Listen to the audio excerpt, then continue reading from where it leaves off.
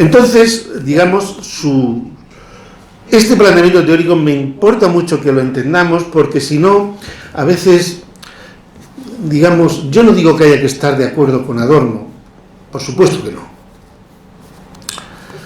pero aquellos que lo critican y se distancian de él, al menos deberían confrontarse con un Adorno un poco complejo, no simplificarlo en exceso, ¿no? Y realmente Adorno tiene esta complejidad, porque Adorno te está analizando una canción pop y tiene un ensayo sobre una canción pop que te está hablando a un nivel sobre sobre la tercera antinomia de Kant, que ya quisiéramos nosotros estar a esa altura de esa reflexión, en la dialéctica negativa, por ejemplo, ¿no? Es decir, es un pensador complejo en este sentido y con unos recursos también, digamos, filosóficos importantes, ¿no? Y culturales, etc. Bueno, entonces, vamos al punto A. Crítica de la subjetividad constitutiva. Bueno, decíamos, la génesis de la subjetividad moderna está cargada de promesas. La Ilustración, la modernidad, se anuncia a sí misma prometiendo liberar a los seres humanos de sus cadenas, de sus sometimientos, de su minoría de edad, de sus miedos. La producción de la subjetividad moderna, de la subjetividad ilustrada, está cargada de promesas. Y la cuestión para Adorno es decir, podemos entender la experiencia histórica que ha vivido el siglo XX, que claramente es una experiencia que desmiente esas promesas. Desmiente esas promesas. Claro, podemos pensar, bueno, es que el peso que tiene para Adorno la primera mitad del siglo XX, que es donde él construye su pensamiento, podríamos decir, lo condiciona, ¿no? Lo condiciona y por lo tanto podríamos decir relativiza su visión, ¿no? Porque está marcado la Primera Guerra Mundial, que es digamos a pesar de no tener tantos muertos como la Segunda, pero en su crueldad, esas batallas inmensas de tiempo, es donde se inventa el término carne de cañón.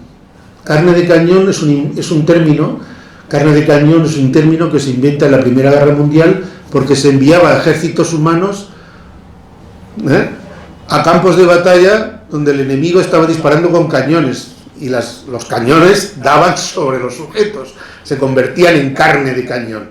Eran escabechinas, matanzas tremendas en los campos de la Primera Guerra Mundial. Gente que ha pasado por esa experiencia. La Segunda Guerra Mundial, el exterminio de los campos de exterminio, claro, podemos decir, bueno, algunos, por ejemplo Habermas, ¿no? Si han leído el discurso filosófico de la modernidad, pues él comienza y dice, bueno, eran tiempos muy oscuros, ¿no? Eran tiempos muy oscuros y se entiende que esta gente pues pensara tan oscuramente sobre la humanidad, sobre la historia y tal, pero nosotros ya vivimos otros tiempos, ¿no? Es decir, ya estamos a salvo, no estamos en eso. Claro, con todo, en parte podríamos decir, pues sí, en cierto sentido tiene razón Habermas, pero en otro cierto sentido, es decir, nos exime acaso a los que ya no estamos dentro de esa experiencia, ¿no? Dar cuenta de ella. ¿Cómo dar cuenta de que en la sociedad moderna, con sus capacidades técnicas, con su desarrollo cultural, haya podido tener lugar acontecimientos de esta naturaleza? Eso hay que dar una respuesta filosófica. Hay que enfrentarse a ellos filosóficamente. Entonces, digamos, contrastar la subjetividad, la pretensión de la subjetividad. Y entonces para eso lo que hace Adorno es decir, bueno, el proceso de subjetivación y su resultado, la subjetividad moderna, es inseparable de los procesos sociales, de la forma específica como se configuran las relaciones sociales en las sociedades modernas capitalistas. Y esa configuración es la que produce y al mismo tiempo disuelve la subjetividad moderna. Evidentemente que detrás de este pensamiento está Karl Marx, y su análisis de, digamos, la socialización, la forma de constitución de lo social en las formaciones sociales capitalistas. En cierto sentido, el análisis de la forma de mercancía, lo que nos dice Marx, ese es el primer capítulo del primer libro del Capital, es que la forma que adoptan las relaciones sociales en el capitalismo genera como una inversión.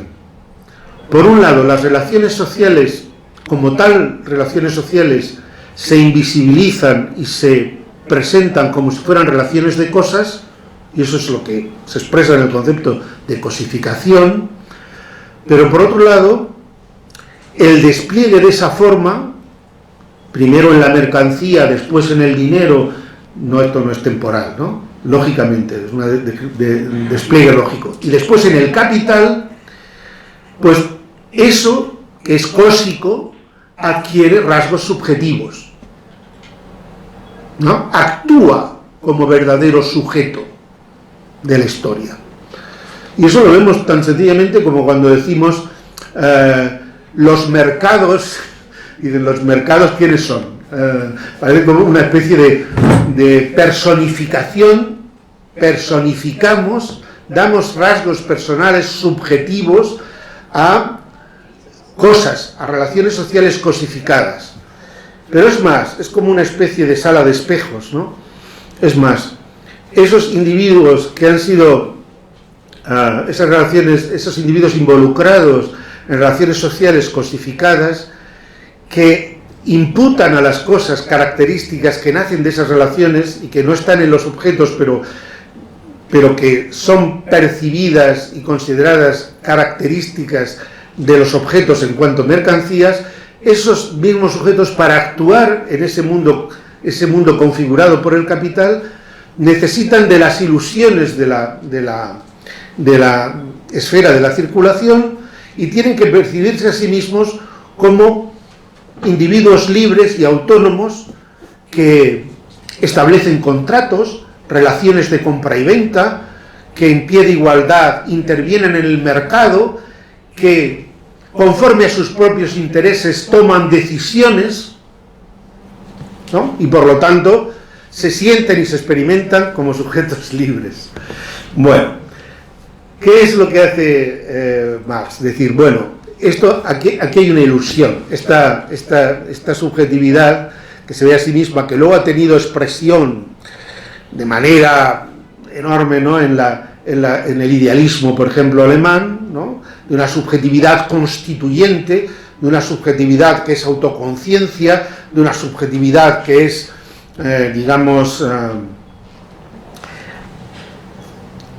que funda el mundo de los objetos, los constituye a través de su potencial cognitivo, de sus categorías o de su espíritu. Esta subjetividad es una ilusión. No sé, no sería muy difícil ver que lo que hace Marx, es decir, es ese espíritu del que hablaba Hegel, no os confundáis. Ese espíritu no es una realidad espiritual, es la sublimación conceptual del capital, que es el sujeto automático, que es el sujeto realmente. Es decir, todos los individuos que somos constituidos en nuestra subjetividad por esta relación social cosificada, por esta universalidad social abstracta, elegimos, actuamos, decidimos pero todo el despliegue de nuestra libertad y de nuestro conocimiento se produce al interior de esa relación social. Y solo podemos reproducir nuestra existencia como individuos y como subjetividades en la medida en que nuestras decisiones y nuestros vínculos y relaciones reproducen la universalidad social abstracta.